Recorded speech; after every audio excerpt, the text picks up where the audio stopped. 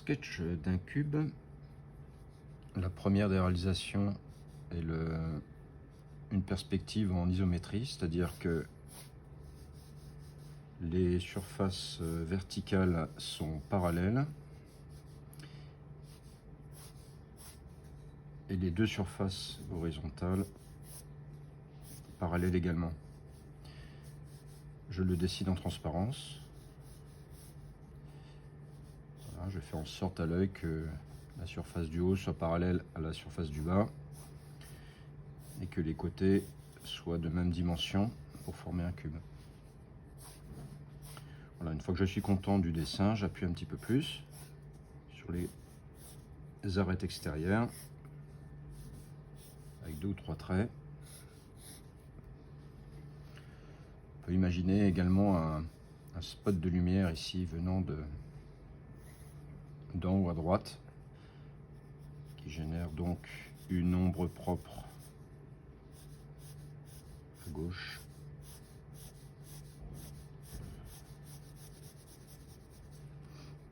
Et une ombre portée à gauche également. Pour cette ombre portée, je projette au sol les arêtes verticales du cube, qui vont déterminer la hauteur de la projection au sol, en fait, qui est dans le blanc du papier. Donc il faut imaginer. C'est grâce à la projection de ces arêtes que j'obtiens la bonne dimension de mon ombre portée, que je peux remplir ou pas de hachures.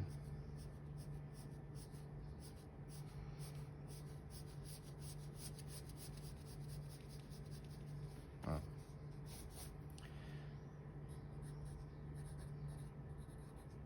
Isométrie. On ne va pas chercher la ligne d'horizon ni les points de fuite, donc c'est une perce assez simple à gérer. Une perce un petit peu plus délicate, donc cette fois-ci, une perce dite cavalière, où il faut aller chercher les points de fuite, comme dans la réalité. Ligne d'horizon, pas totalement droite, mais enfin bon, on fera comme.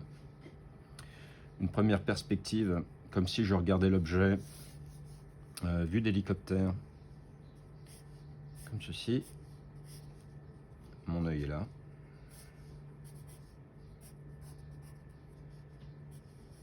Voilà, je regarde l'objet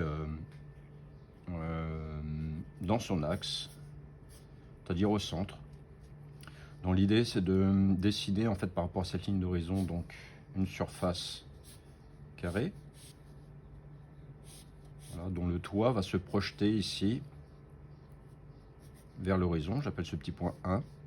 Et pour voir le dessus qui s'étire donc vers la ligne d'horizon, je fais fuir en fait le toit de mon cube vers 1. Voilà, puis à l'œil, ensuite je détermine la surface du haut du cube. Vous pouvez vous amuser à le dessiner en transparence. J'étire les verticales vers le bas pour dessiner le reste du cube ici. J'appuie les surfaces, les arêtes, pardon, voilà, un petit peu plus fort pour voir un petit peu plus le dessin de mon cube. Je peux également dessiner mon cube légèrement tourné comme ceci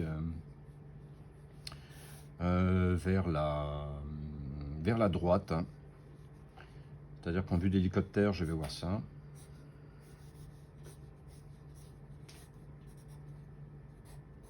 Voilà, je me représente ici. Je vais voir plus donc du côté gauche que du côté droit, qui est tourné comme ceci vers moi.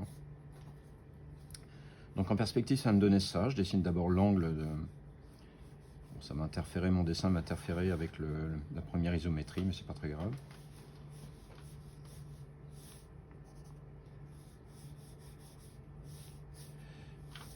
Voilà, je le fais à main levée. Donc à droite, ça fuit vers un point de fuite 2 ici, qui va venir s'intersectionner avec la ligne d'horizon. Et puis à gauche, ça vient bizarrement sur 1, je n'ai pas fait exprès. Faisons en sorte que les dimensions des arêtes soient les mêmes à la verticale et à l'horizontale, à l'œil. J'étire ensuite mes arêtes, voilà, à la perpendiculaire du sol. pour obtenir donc à gauche, parce que c'est la plus grande surface visible en fait, la surface du cube ici à gauche. Donc le haut ici de cette surface, il faut faire en sorte que visuellement on peut sortir la règle, hein, mais bon à main levée ça peut se faire. Voilà, d'étirer le haut du cube donc vers 1 et 2 pour obtenir la surface du haut. Et je fais la même chose dans la profondeur, voilà, à l'œil comme ceci, pour obtenir mon cube. Bon, je peux procéder de la même manière pour mettre sur mes deux dessins de cubes ici voilà, un petit spot de lumière avec des ombres. Alors sur celui-ci, bon, j'ai une surface qui va prendre la lumière qui est celle du haut. Ici, je peux hachurer sans trop appuyer, voilà, pour avoir un décalage de teinte entre la surface du haut et puis celle qui est face à moi. Et puis ensuite, projection donc au sol de l'ombre portée selon la direction de la lumière.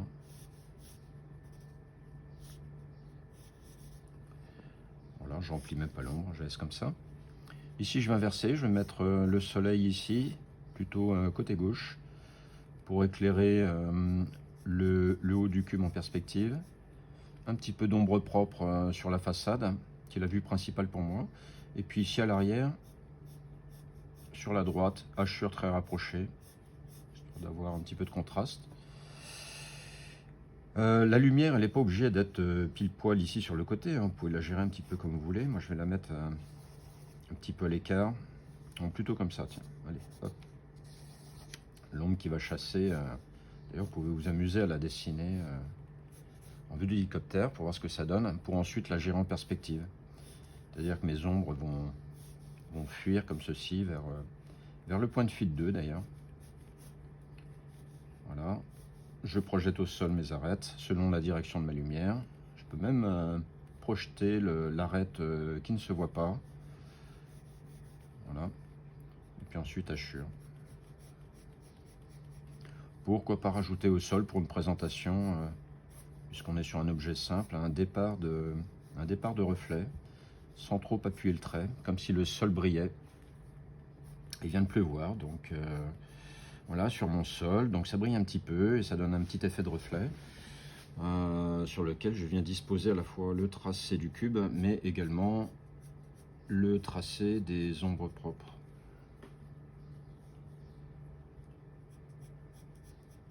Voilà, une image miroir. J'appuie un petit peu plus les contours de mon cube ici.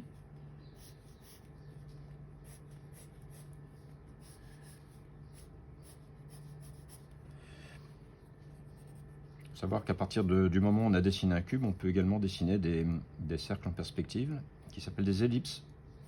Vous savez depuis les petites classes qu'un cercle peut tenir dans un carré et faire touche-touche avec chacune des arêtes, pile poil au milieu. Et ben ça va être la même chose en perspective pour dessiner ce cercle. Voilà, quart après quart. Cet exercice pour que vous commenciez à gérer ces cercles en perspective, voire dessiner des cylindres. Bah, pourquoi pas dessiner d'abord un carré en fait, et puis inclure ensuite le cercle à l'intérieur. Voilà. À l'aide des médiatrices, ici en perspective, on peut obtenir le centre du cercle, qui est ici, voilà. Bon, puis ensuite, dans le process, pourquoi pas commencer à dessiner des cubes aussi sur la même planche, un petit peu dans tous les sens, à main levée.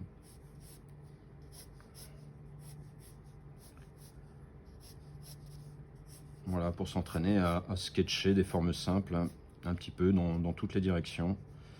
Des petits, des grands, voilà, celui-ci tourne un petit peu plus. Alors j'y vais d'abord sans appuyer, et puis ensuite, une fois que vous êtes content de votre dessin, vous appuyez un petit peu plus. Les cubes peuvent s'entremêler les uns par rapport aux autres. Moi, je détermine d'abord ce que je veux voir en premier. D'abord une arête, ensuite les différentes surfaces tournées, et puis j'y vais. Allez, on va agrandir ce cube, on peut être un cube, mais plutôt un parallélogramme. Voilà, un cube allongé, si vous préférez.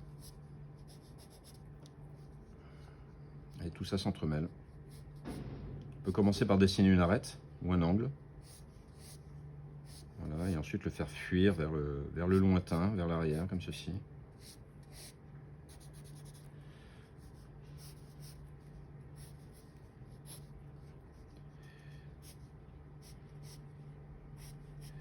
Un jeté de cubes.